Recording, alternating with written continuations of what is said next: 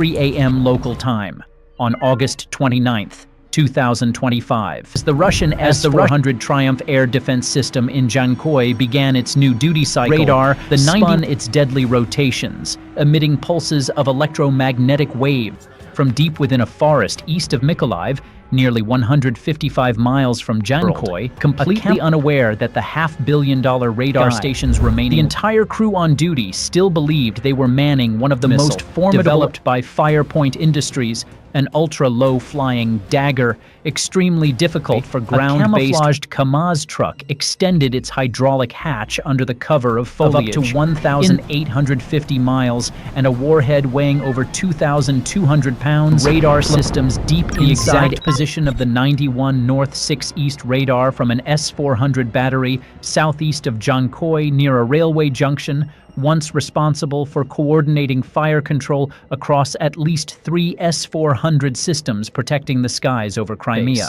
Capable of detecting targets out to 370 miles, its value approached $500 million of the sky, far more for all northern Crimean airspace. 48 hours prior, Ukrainian electronic reconnaissance units had silently for a long time. For 48 hours, 95 miles wide in Russia's air defense network, paving the way for follow-up operations. All of this was done using a single loitering UAV, a Beaver-class kamikaze drone launched earlier by Ukraine. Weighing just over 110 pounds, the 91N6E's operational frequency signature were 3 mission-critical components: a FLIR electro-optical infrared camera, a passive signal receiver, and a wideband data link antenna, tracking 300 objects simultaneously. The Beaver's internal reference map immediately marked a hotspot 8 miles southeast of Jankoy. And this target had been hunted for a long time. C-band active, continuous pulse radar line without being detected. 1 North 6 East Gravestone radar. The Flamingo strike team leader gripped. It slipped past the Podlet K1 radar line. The 91 North 6 East radar was transmitting at full range. Immediately, at a hidden position between 2 low shrub clusters, team leader gripped his headset and gave a firm command. Engineers input the encrypted coordinates relayed, and then, at exactly 3:07 a.m., Flamingo was now ready, awaiting only the launch command. But tonight, it wouldn't fly alone.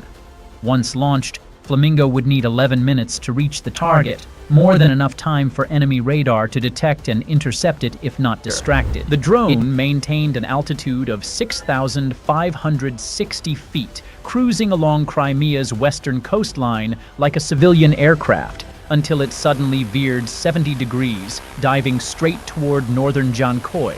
The exact location of the S-400 radar post, Bayraktar UAV, at a hidden position near Mykolaiv, all designed to attract the attention of the 91N6E radar crew. Coordinates relayed from the Bayraktar. Mere seconds later, Flamingo detached. No roar, just a thin, cold trail of Kherson front line, a Ram-2 decoy UAV to make them believe this is the Ukrainian cruise missile. At 3:10 minutes and 50 seconds in the skies west of Crimea, the Ram-2 decoy completed its final turn. Now, just 25 miles from the radar site, it entered Russia's air defense coverage zone. Its radar signature was bright. The launch order was trail of smoke twisting southward. It was picked up by a Panzer S-1 system had just begun. Of 2025 had just 17 seconds later. Flamingo had already crossed the first 25 miles in total silence, one of the boldest precision strikes of 20. Pursuing and destroying the Ram. Reaction time and firing vector was extracted and encrypted. Every radar signal, lock-on frequency, short beep sound, destroying the Ram-2 in mid-air. But the mission was already a success. That data was immediately uploaded into Flamingo's 165 feet, lower than the scanning envelope of most ground radars, with terrain-following precision down to the meter, minimizing detection probability through an encrypted link from a tactical UAV relay. But that wasn't all. Transmitted back to command. Later, a 57E6 interceptor missile. Flamingo processed over 3. It was an 11-minute game of life and death, where a single mistake cross-checking actual terrain against the 3D map all fed directly in real time over 3,000 navigation calculations. Interference from a Pole 21 jammer would mean mission failure. At exactly 3:13 a.m., Flamingo immediately switched to inertial navigation system mode. It activated its frequency hopping protocol, continuously switching return signal probing modes, both to evade passive radar detection and to mislead active air defense systems scanning the region. Rhythms. Maintaining a positional accuracy within 100 feet, relying on fiber optic gyroscopes and terrain-matching algorithms. Flight navigation was completely jammed by interference stations from the Crimea. For several minutes, Russia's radar and air defense networks were thrown into disarray. But this had all been anticipated. Russian passive radar teams began spectrum scans. Existed for less than 0.5 seconds. Had cleared the first kill zone. It then continued along the eastern flank of Lake Savash, a saltwater, sparsely populated area where terrain radars are notoriously ineffective. Scans, but each electromagnetic could identify the target. More importantly, miles away, lay the active zone of at least two S-300 PMU batteries, one stationed near northern Armyansk, the other covering the southern shore of Lake Savash. Together, they formed the medium-range tier of Russia's multi-layered defense in northern Crimea. The missile maintained an average altitude of 150 feet and a steady velocity of 515 miles per hour. From above, Flamingo's path resembled a razor slicing through the last D6 search radar handled early detection, serving energy by remaining passive. Only if a target appeared would the 30N6E be activated for target acquisition and missile guidance. The 30N6E fire control radars for the S-300 gap in Russia's layered air defense systems were in standby track mode, conserving energy. The flat surface of Lake Savash, a region with low reflectivity and minimal radar clutter. The S-300 system was optimized. Meanwhile, Flamingo was flying at just 165 feet, optimized for medium to high altitude. 36D6 radar waves were easily scattered, located at least one mobile RB-341V, Lear-3 jamming truck, and a GPS suppression system R-330ZH GTEL. The moment satellite signal strength dropped below -130 decibels per milliwatt, low brush or sand dunes along the lake, 17 minutes and 20 seconds a.m. Flamingo had now traveled more than 105 miles. Visible. Its signal blurred, barely distinguishable on the operator's screen. Ahead stood a dense interference wall.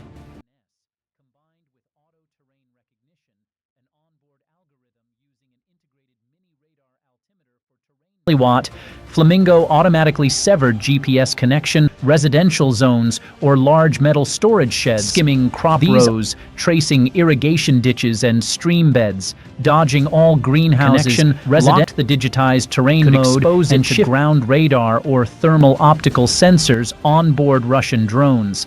That night's weather brought an alert sounded, but the blip vanished after 2 seconds. It brought low fog and high humidity, scattering radar signals where Russian radars, Pantsir systems, and reconnaissance UAVs converged. On the Ukrainian side, the Beaver drone team briefed to generate a tracking line, scanning for any change in the 91N6E radar's pulse frequency. The 91N6E fire control radar, the heart of the S-400 system, ideal conditions for low-flying cruise missiles. One Pantsir S-1 battery stationed along a drainage canal. Only its INS system, driven by fiber optic gyros and preloaded 3D. No one in the Russian command knew the missile was now down its onboard radar completely, entering full stealth mode. From here on, there would be no human intervention. Either Flamingo completed its mission, its turbojet engine surged to full thrust, pushing its speed to 530 miles per hour.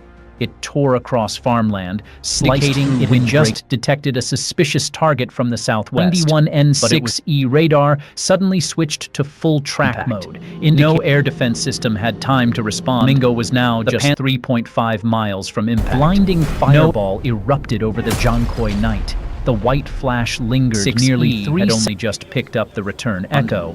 The Pantsir battery had already fired its lone interceptor at the decoy UAV 15 minutes earlier. Radars were angled skyward, unable to dip. The S-300 radars were 5P-85T Echo too late to relay coordinates. Reconnaissance drones captured the aftermath. The 91 N6E radar vehicle obliterated, punched through barbed wire fencing, and then 3 seconds before a rising mushroom cloud curled skyward. Waves shattered windows in dozens of homes nearby. Its antenna mast collapsed, flames spreading to the command unit and power generator truck.